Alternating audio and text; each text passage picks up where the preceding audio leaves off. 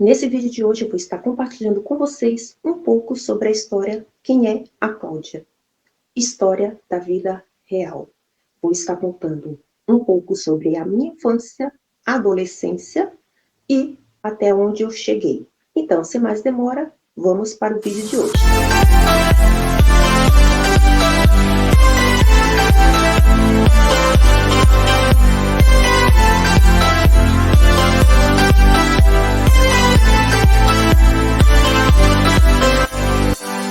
Se você ainda não é inscrito no canal e tem assistido aqui os conteúdos, eu peço a colaboração de vocês para estar se inscrevendo aqui no canal, ativando o sininho para todas as notificações, deixando o seu like quando assistir um conteúdo, participar nos comentários, inclusive nesse vídeo de hoje, se você se identificou ou se identificará com a história que eu estarei relatando aqui, que é a história da vida real, realmente aconteceu.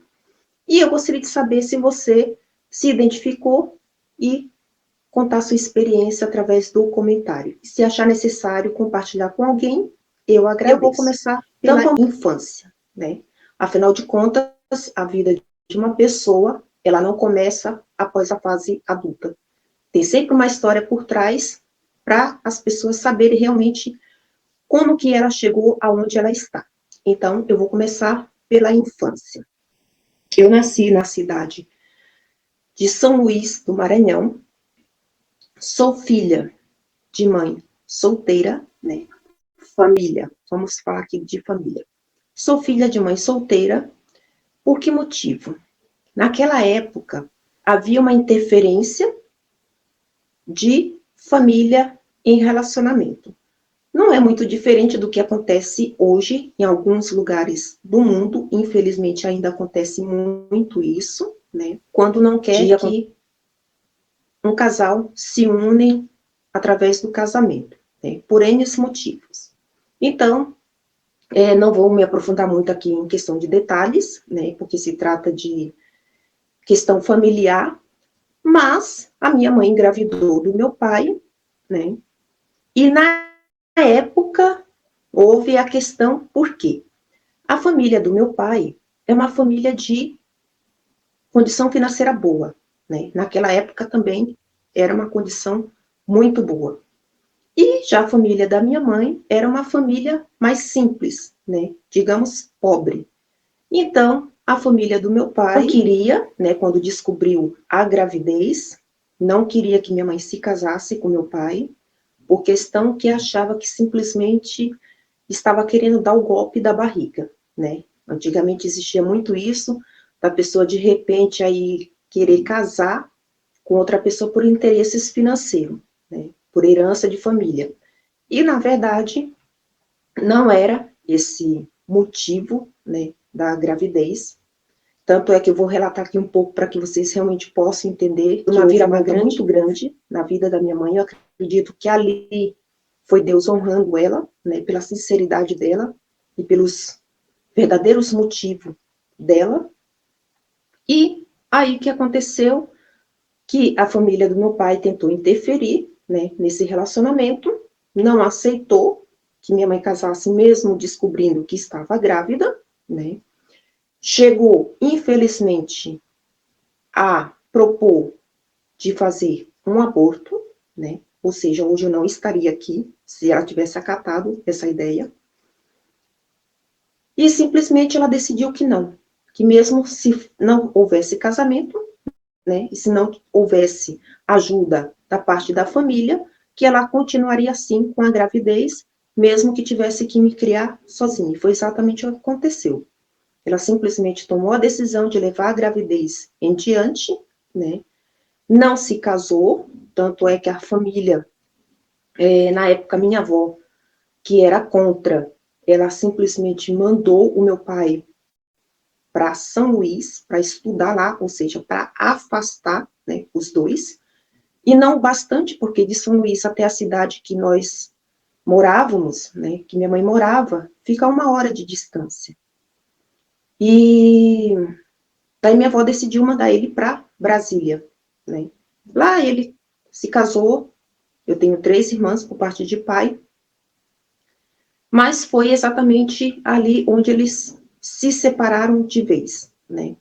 Minha mãe esperou eu nascer, né, com o apoio da família, apesar que a família da minha mãe também não aceitava, né, essa questão da gravidez dela ser mãe solteira.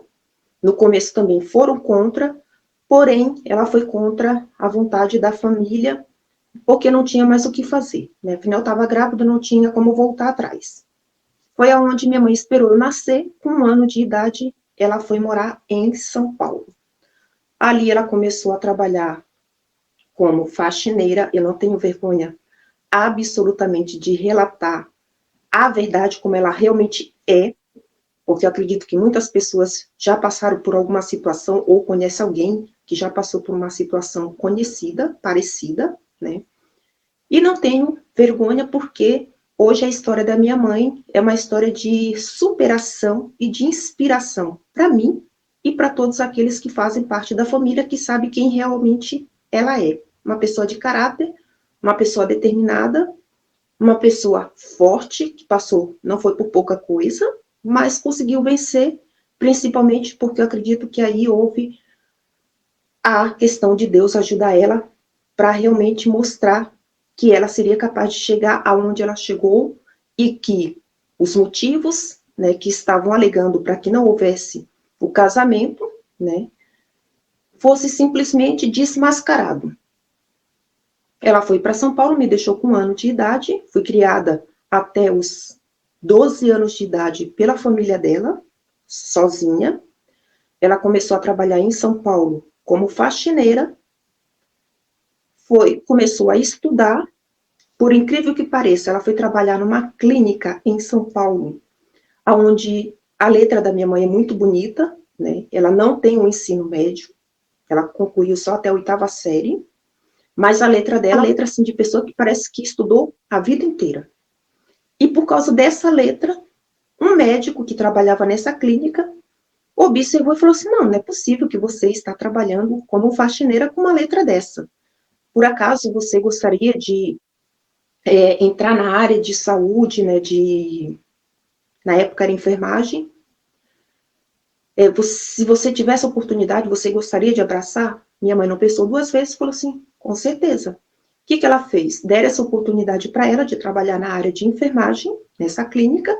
Ela foi aprender tudo exatamente na prática, pacientes, tudo que era envolvido a enfermagem. Daí, ela começou a estudar para se aprofundar realmente na área, né?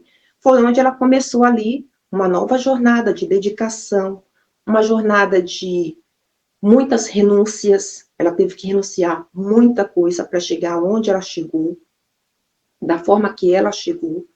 Então, ela se dedicou a estudar, se dedicou a trabalho, porque a intenção dela era realmente o quê?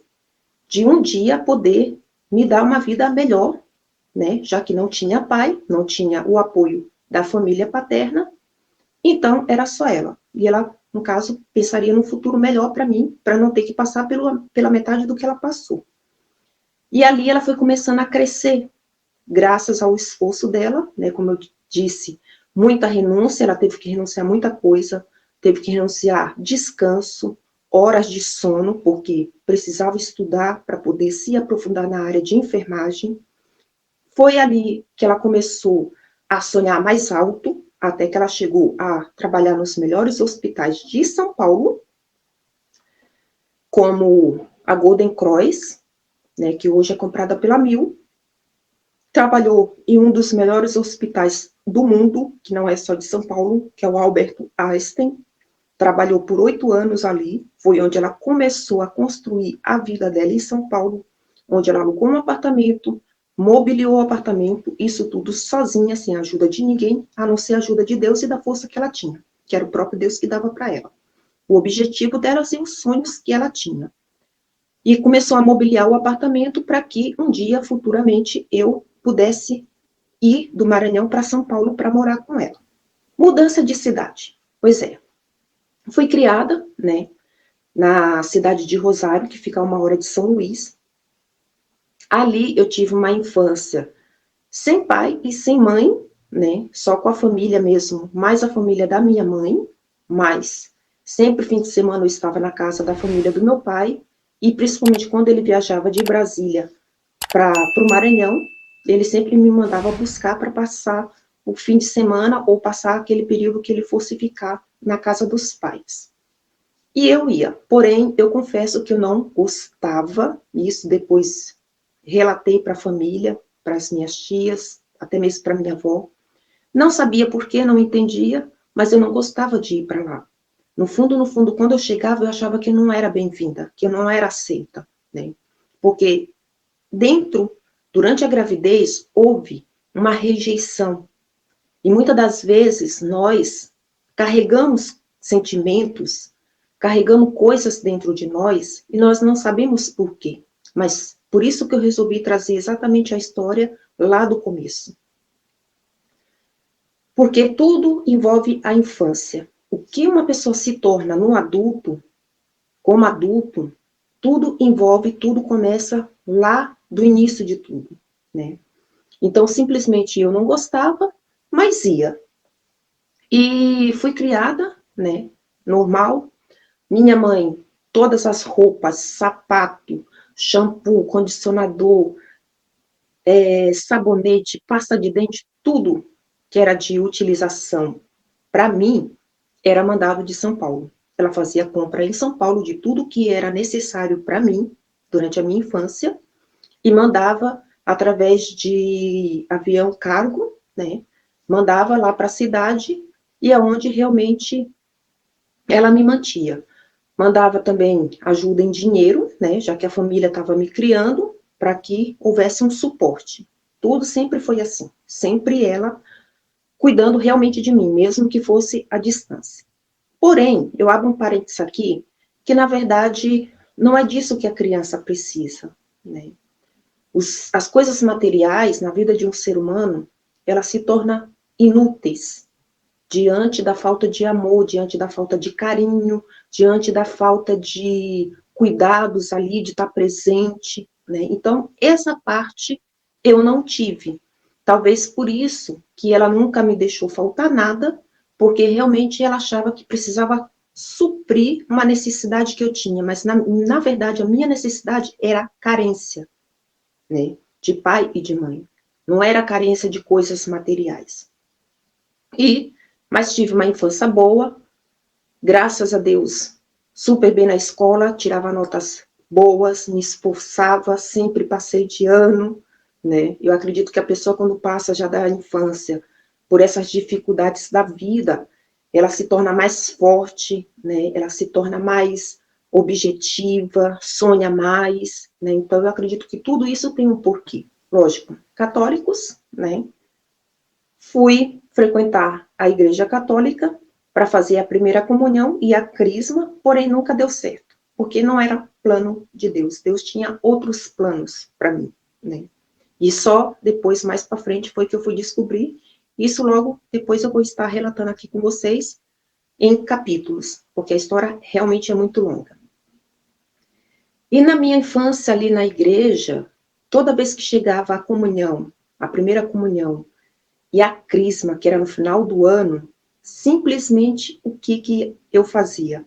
A minha mãe, dos 11 anos, com 10 anos e 11 anos, ela mandou me buscar para passar as férias em São Paulo. Naquela época, eu tinha 10, 11 anos, né? A primeira vez que eu viajei com 10 anos de idade, de avião, naquela época as únicas companhias aéreas era a VASP e Varig, né? Que, por sinal, era uma das melhores companhias aéreas de viagem, totalmente diferente das companhias de viagem hoje, mesmo o trajeto que você faz de São Paulo até o Maranhão, com 6 horas, 7 horas de viagem, o que eles oferecem ali é praticamente um copo de suco com salgadinhos. Na época que eu viajei sozinha, era refeição mesmo. Da hora que você levantava o voo, eles traziam uma maletinha onde tinha suco, tinha pão, tinha manteiga, tinha geleia, tinha queijo, tinha tudo.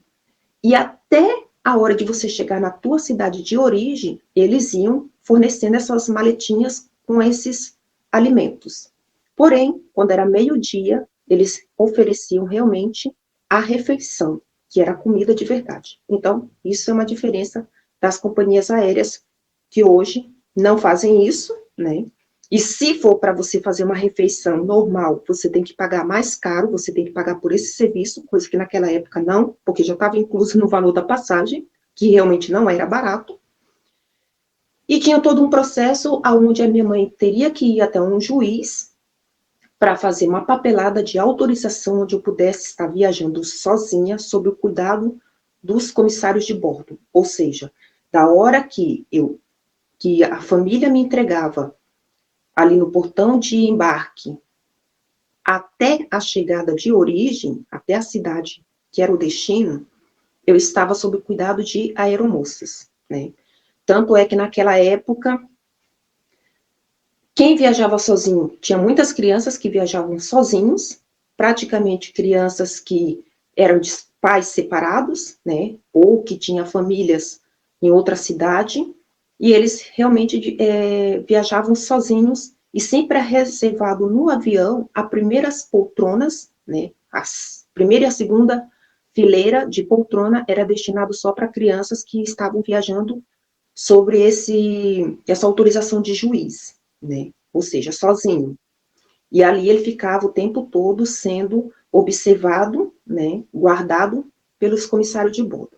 Quando precisava fazer conexão, por exemplo, em Brasília, eles pegavam a criança, levavam até uma sala da própria companhia, deixava lá o tempo que precisava fazer a troca da aeronave, e depois ia, buscava de novo, colocava dentro do avião, até chegar na cidade de origem.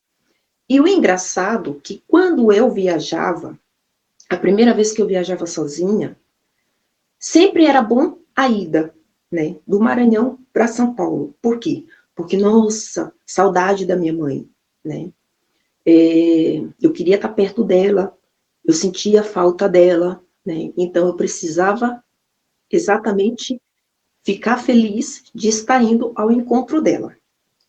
Porém, na volta, no retorno, ela sempre me enchia de brinquedos, como eu sempre falei aqui, já no início. Coisas materiais não são úteis, né? Não se torna importante num caso desse, mas ela sempre me enchia de coisas. Quando eu voltava para o Maranhão, eu voltava com bicicleta, voltava com as bonecas que era top daquela época, voltava com a mala cheia de roupa, voltava com a mala cheia de coisa. E enquanto eu estava em São Paulo, passando férias, sempre ela me levava em restaurante, sempre me levava para tomar sorvete, para ir no cinema, ou seja, para fazer realmente aquele momento ser importante e ficar memorizado.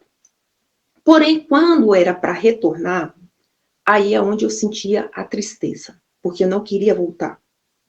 Apesar de ter uma família inteira ali me esperando, mas o principal, o mais importante para mim, naquele momento, era realmente estar ao lado da minha mãe, estar perto dela.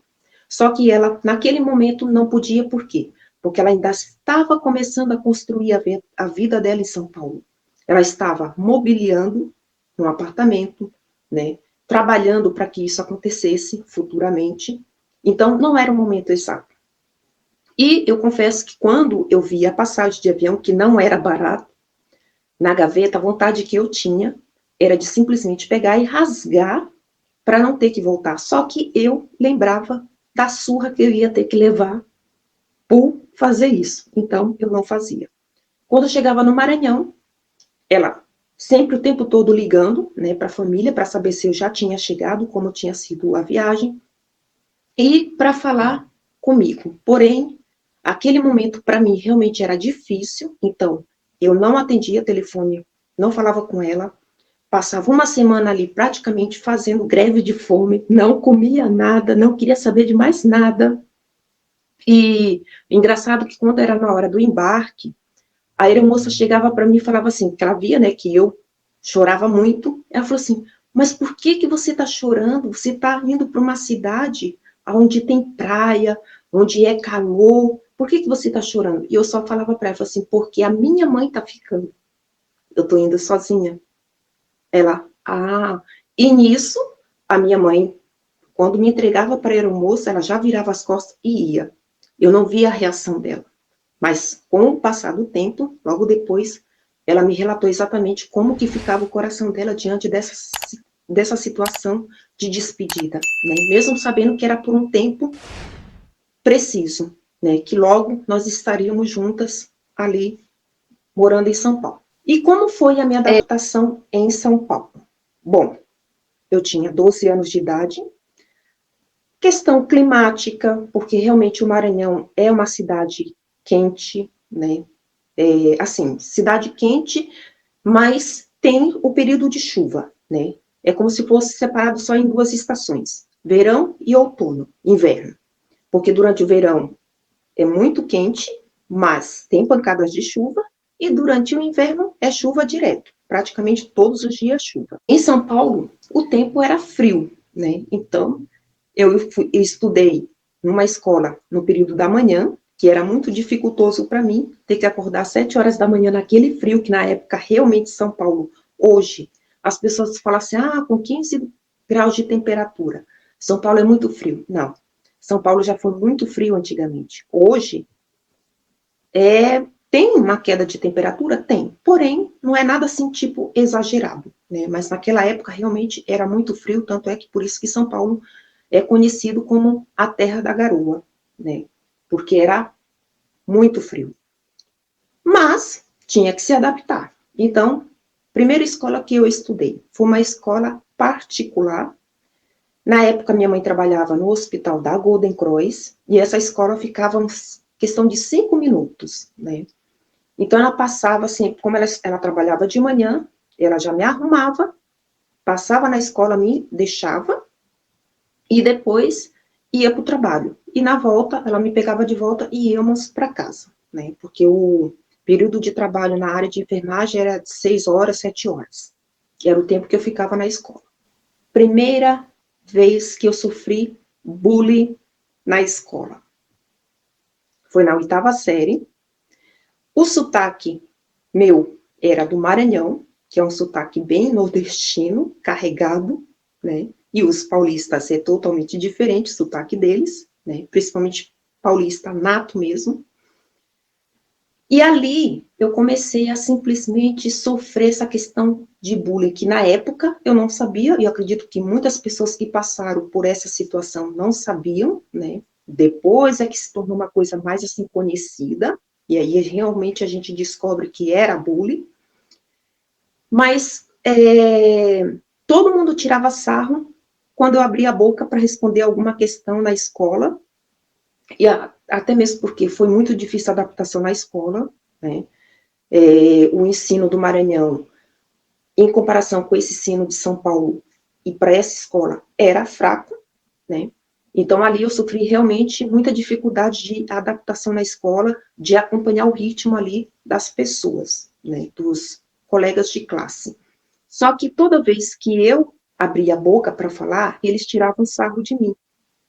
E começava a tirar, fazer piada, a caçoar de mim, como fala, né? E isso foi me travando, isso foi me prejudicando no desenvolvimento da escola. Tanto é que, por diversas vezes, professores mesmo chamaram a atenção, falaram assim, tá, mas por que toda vez que ela vai participar, respondendo uma questão, ou dando a opinião dela, ou participando na sala de aula, vocês tiram sarro dela, vocês ficam fazendo piada com ela, né? E eu não entendia, porque era criança, tinha 12 anos de idade. Porém,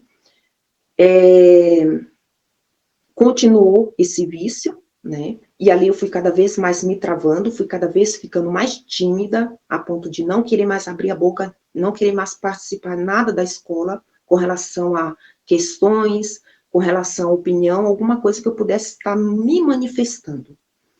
E ali, nessa travação toda, eles chegaram para mim e falaram assim, olha, eu não sei como é lá na tua cidade, mas quando as pessoas aqui comemoram o aniversário, nós jogamos nela ovo e farinha, né? Era uma tradição naquela época lá, que até hoje ainda existe em algumas cidades aí do Brasil.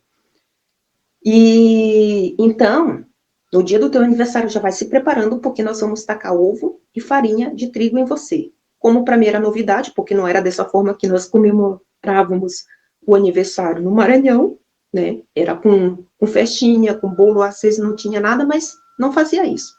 Eu fiquei com medo e simplesmente eu falei assim, nesse dia eu não vou vir na escola.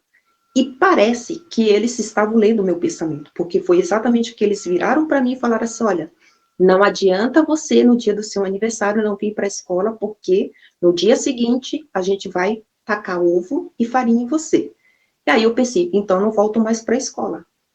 E eles mesmo assim continuaram. E não adianta, independente do tempo que você não vê a escola, nós vamos tacar exatamente ovo e farinha de trigo em você. Então, ali para mim acabou a escola.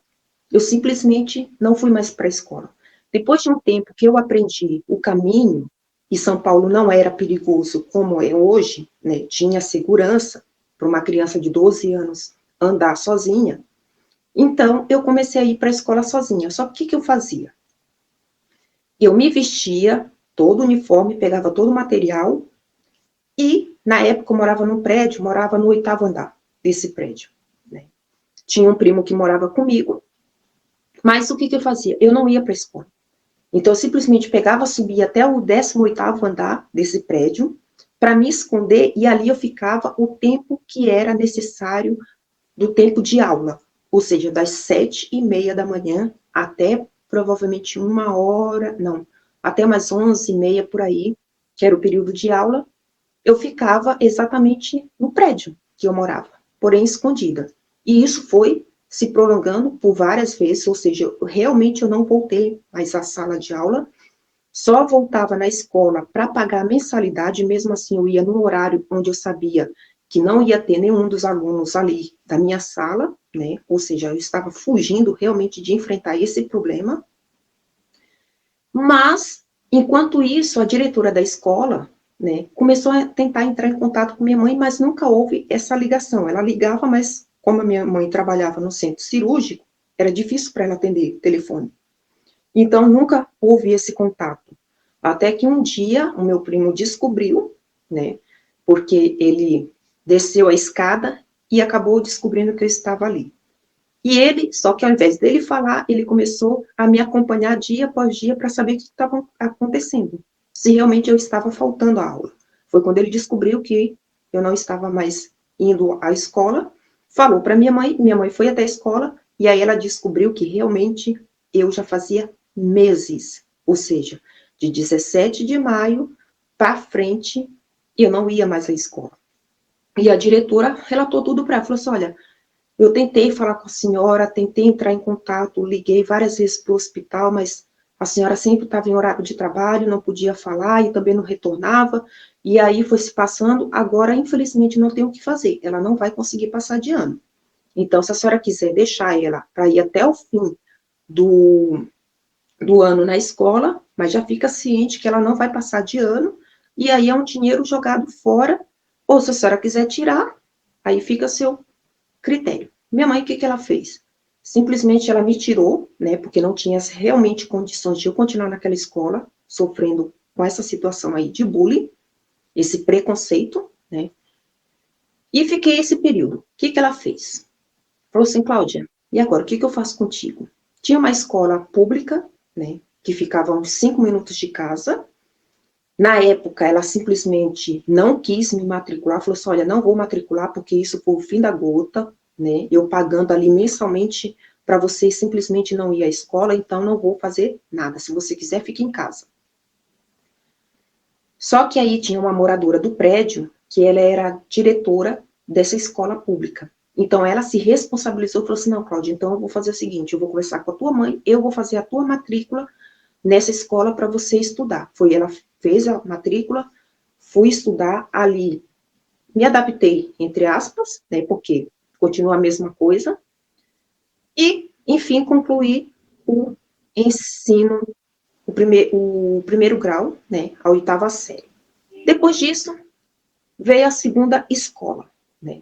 A minha mãe já, baseado na primeira experiência da primeira escola particular, ou seja, jogando dinheiro na lata do lixo, o que ela decidiu fazer?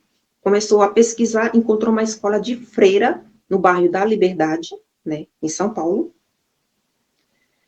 O nome da escola São José, né?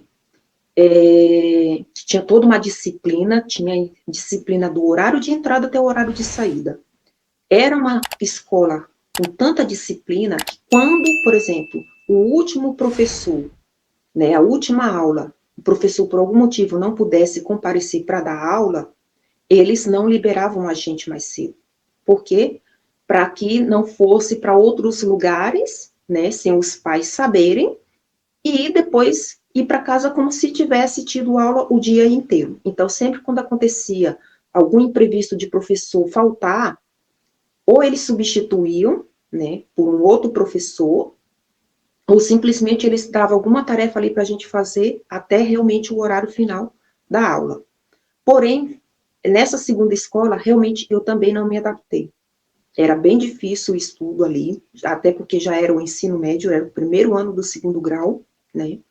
Era muito puxado para mim, muito pesado, porque a gente tinha o horário de aula normal, né, no período da manhã, e tinha o horário de intervalo, geralmente a gente fazia alguma refeição ali na própria escola, e depois tinha jogos, alguma coisa para ocupar o adolescente, né, a criança ali com 12, 13 anos, até realmente eles irem para casa.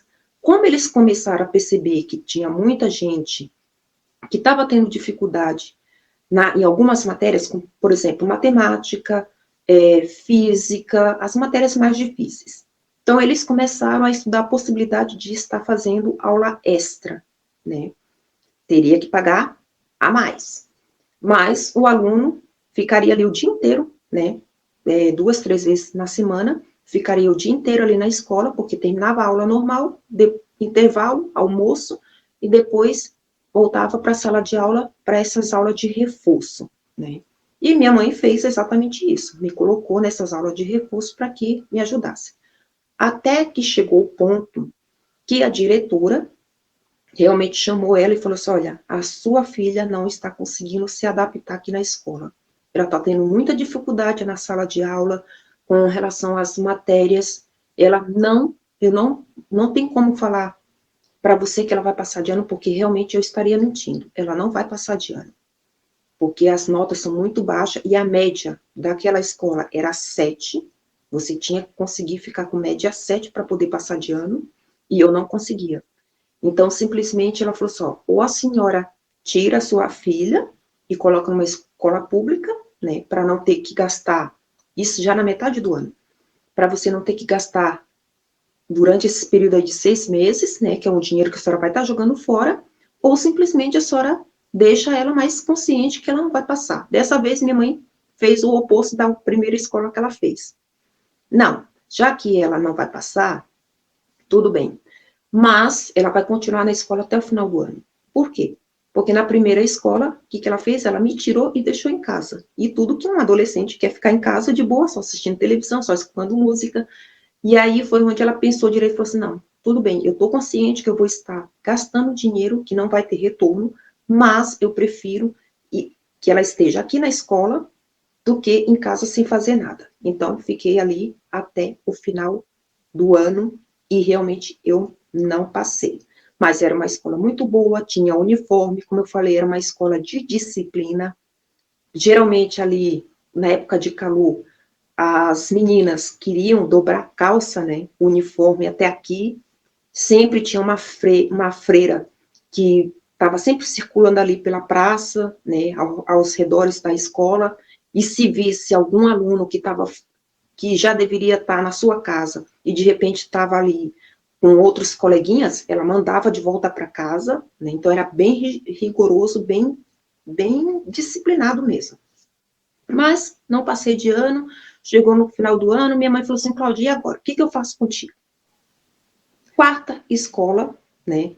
Que no caso, a terceira escola, sempre quando eu passava para ir para essa escola São José, que era a escola de freira, eu sempre via uma escola que eu falei assim, nossa, era o meu sonho estudar naquela escola, né? Porque eu via todos os alunos ali na porta da escola e não tinha noção do que era, né? Mas quando ela chegou no final, ela falou assim, tá, agora o que eu faço com você? Aonde que você vai estudar? Aí eu falei assim, eu quero estudar naquela escola. Ela falou assim, tá, só que dessa vez vai ter que ser diferente. Você vai ter que realmente se esforçar para se adaptar e realmente fazer valer a pena do que eu vou ter que gastar. Porque, mais uma vez, era uma escola particular e não era barato. Né? Ali estudava realmente só quem tinha condições financeiras. Né? Era uma escola técnica, o Álvares Penteado, né, para quem mora em São Paulo e conhece, fica ali na própria Avenida da Liberdade. E fui sem saber o que eu queria fazer, porque era uma escola técnica, né, tinha vários cursos, era um período de 3 anos, era técnico e ensino médio, tudo junto. Tinha o ensino médio, as matérias normais, e depois era substituído por matérias voltadas para aquela área técnica. Tinha contabilidade, tinha secretariado, tinha publicidade, tinha outra área, se eu não me engano, na época era só 4 cursos, que eu não lembro agora. Mas eu achei bonitinho, não sabia nem do que se tratava publicidade, simplesmente eu achei bonitinho e falei assim, eu quero fazer publicidade. Isso na frente da diretora, né, da secretaria, onde ela estava fazendo ali, preenchendo toda a papelada para poder fazer a minha matrícula, e eu simplesmente decidi que era publicidade e não tinha quem tirasse da minha cabeça. Não sei por que eu queria fazer publicidade. Ela falou assim, Cláudia, é isso realmente que você quer? Até a secretária, né, perguntou, olha, mãe, realmente é isso que ela quer fazer? Porque, por exemplo, suponhamos que daqui a 1 ano, né, ela descubra que não se encaixou nesse curso, que não tem nada a ver com ela, que ela não quer fazer esse curso e quer mudar para um outro curso, por exemplo, secretariado. Ela vai ter que voltar atrás, vai ter que começar tudo de novo. Então, é uma coisa que tem que ser bem pensado. Tem certeza? Ele falou assim, não, é publicidade que eu quero. E ali minha mãe fez, né, a minha matrícula, comecei a estudar. Ali, nesse bairro, a maioria dos alunos são japoneses, né, são filhos de japoneses, né, como as pessoas sabem, São Paulo tem uma comunidade muito grande japonesa, né, tanto é que o bairro da Liberdade realmente parece que você está no Japão e não no Brasil, e simplesmente as minhas melhores amigas realmente foram as japonesas, porque eram menos preconceituosas, né, eu me aproximei mais dessas pessoas e me afastei mais das colegas que eram brasileiras, que não tinha descendência nenhuma com o japonês, até porque eu era confundida com o japonês, pelo fato de ter o olho puxado, né, e fiz ali boas amizades, que até hoje eu tenho contato com algumas através do Facebook, né, que realmente são amigas que eu fiz durante aquele período de 3 anos, mas que a gente deu continuidade. E ali eu comecei a estudar, a me dedicar, né, veio a questão do segundo bullying que eu sofri na escola também. Durante esse período, teve uma professora de português, e assim, como eu já estava traumatizada com a primeira escola, com a primeira experiência que eu tive de bullying, de preconceito na primeira escola, então, por onde eu passava, eu tinha essa dificuldade de comunicação. Eu praticamente me travava. Eu tinha medo de abrir a boca. Eu me tornei, assim, uma pessoa fechada.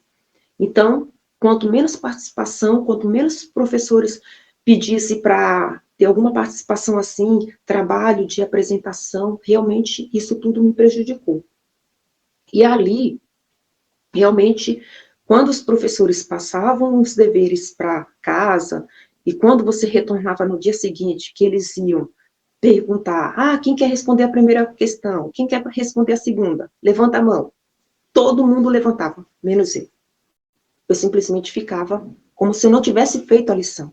E isso começou a chamar a atenção dos professores, porque realmente eles achavam estranho. Porque que todo mundo participa, todo mundo responde, e eu não respondia, eu não levantava a mão. Né?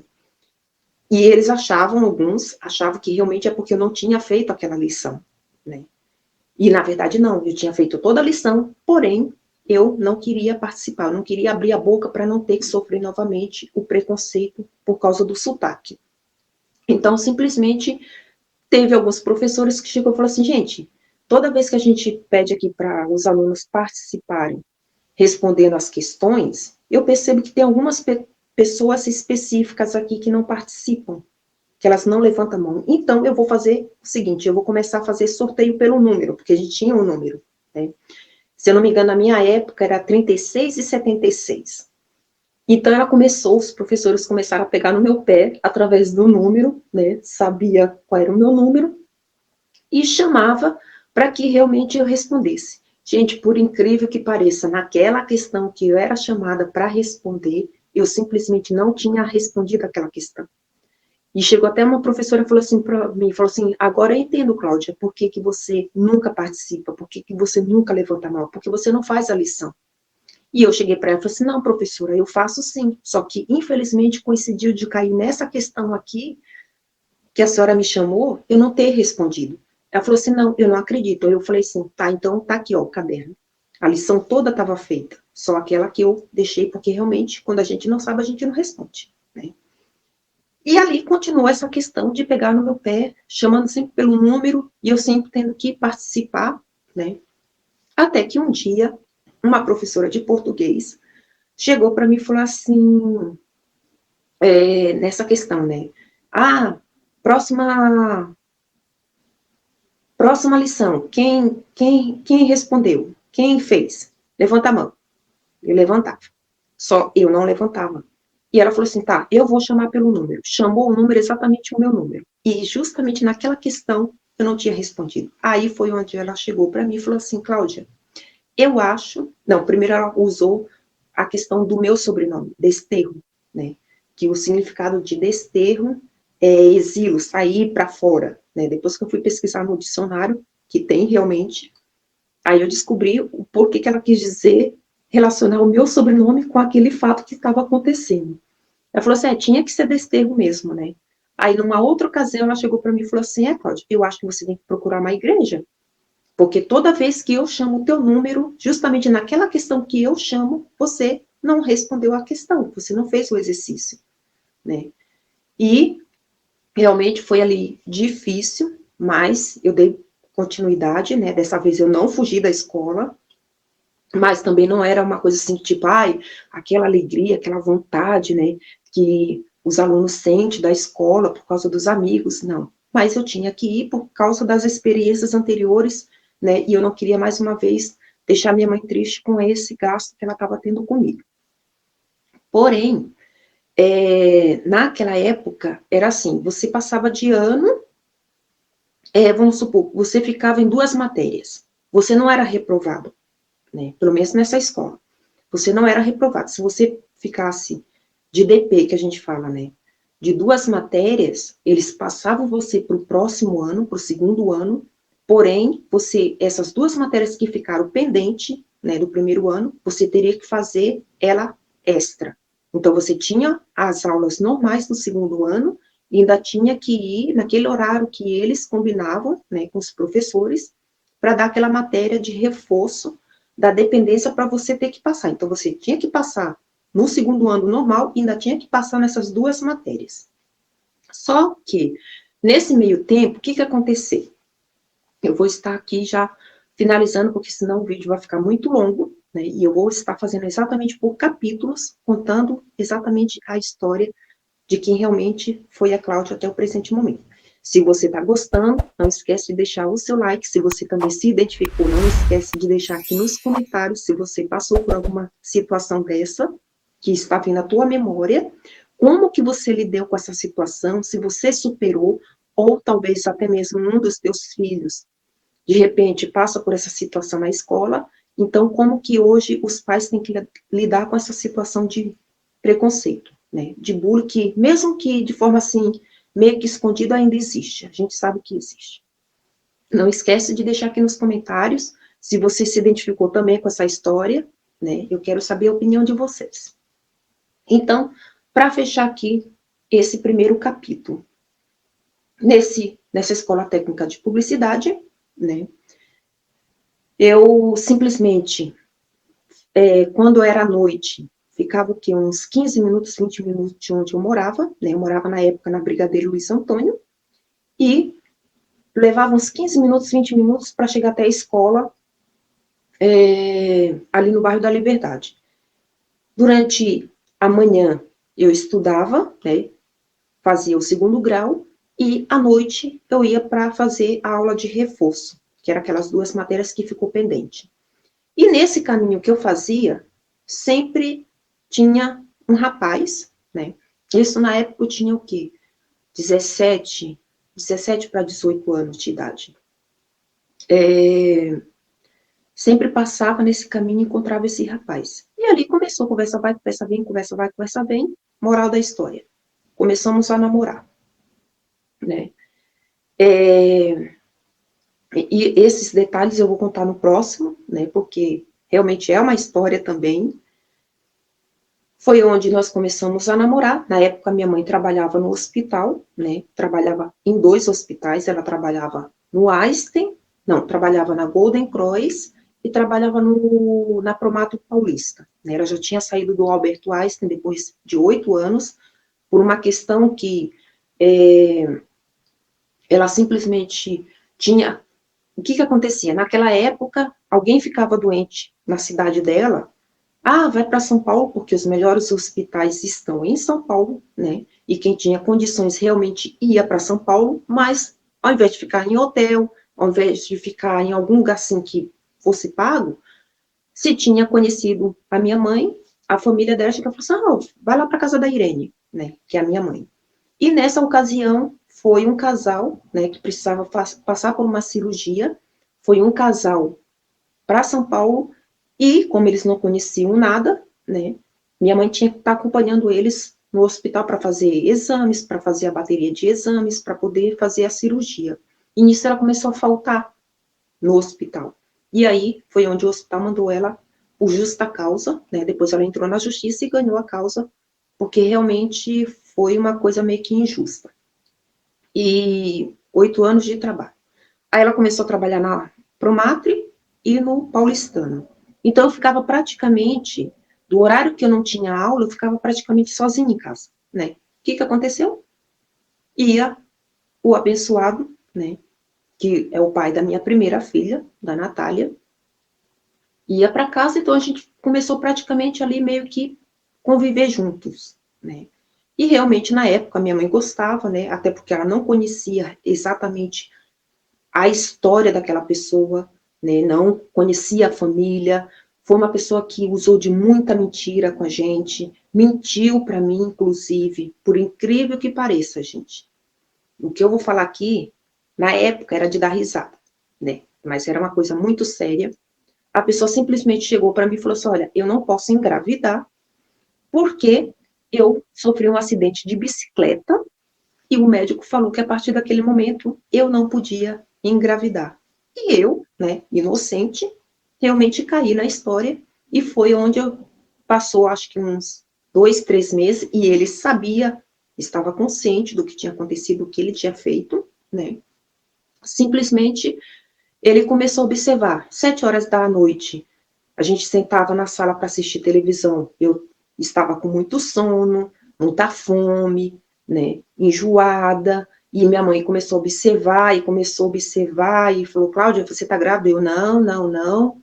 Até então eu achava que realmente não, porque a pessoa me falou que não podia, né, por isso também que eu não me cuidei.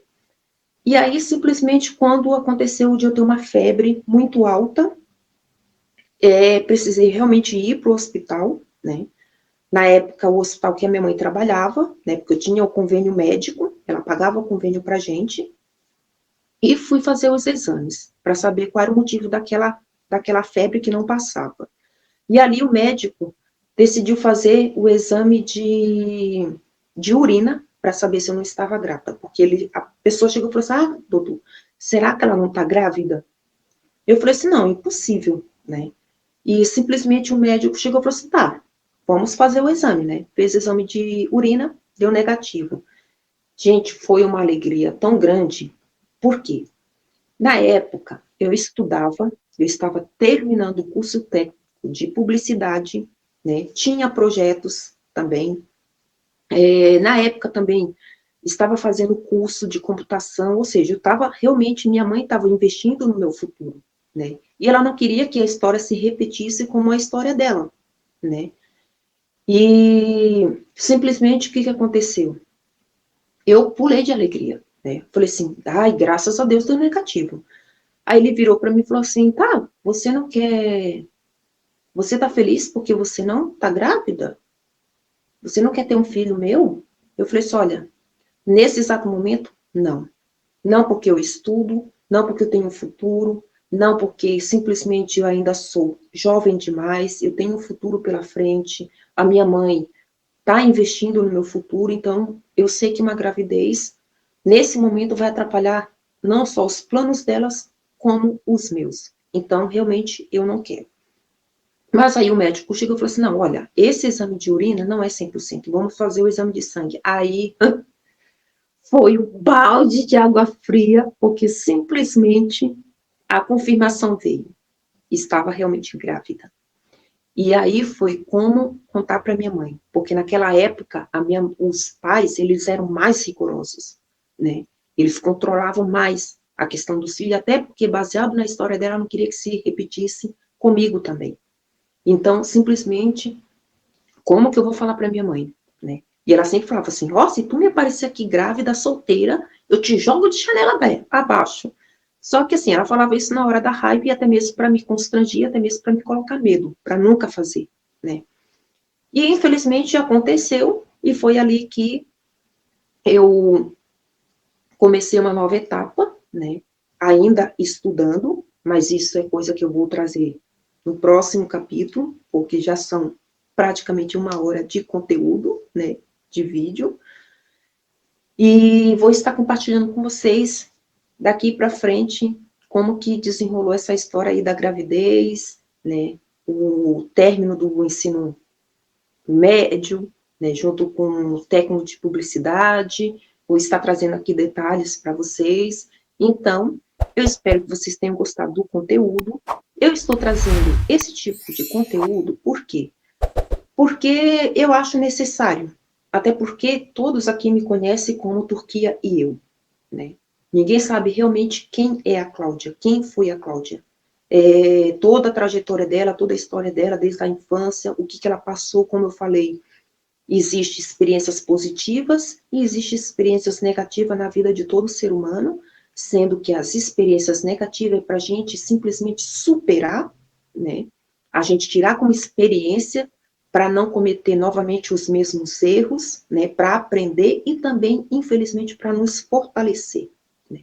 Eu acredito que todo esse processo aí da minha infância até uma determinada idade me serviu para me fortalecer, para me deixar mais forte, né? Para evitar de cometer também os mesmos erros que eu cometi no passado, para dar valor muito mais às coisas necessárias que realmente valeriam a pena de valorizar. E talvez você se identifique com essa história, eu gostaria de saber. Se você se identificou com algo aqui que eu compartilhei, deixa nos comentários. Não esqueça de deixar o seu like. Se você ainda não é inscrito no canal, aproveite esse momento, se inscreva. E se achar necessário compartilhar com alguém, eu agradeço. Como eu falei, vai ser uma série de capítulos. Eu vou estar contando até a história da Cláudia hoje na Turquia. Como que eu cheguei aqui, por que que eu vim, que isso é uma curiosidade que muitos têm e que eu gostaria de realmente de estar compartilhando com vocês para que vocês realmente conheçam o lado da história, a verdade da história da Cláudia, quem realmente ela foi, pelo que ela passou, o que ela teve que superar, como que ela chegou a determinados patamares da vida, que não foi fácil, eu acredito que não é fácil para ninguém, mas eu gostaria de estar compartilhando com vocês. Então, espero vocês no próximo vídeo. Beijo no coração e fui!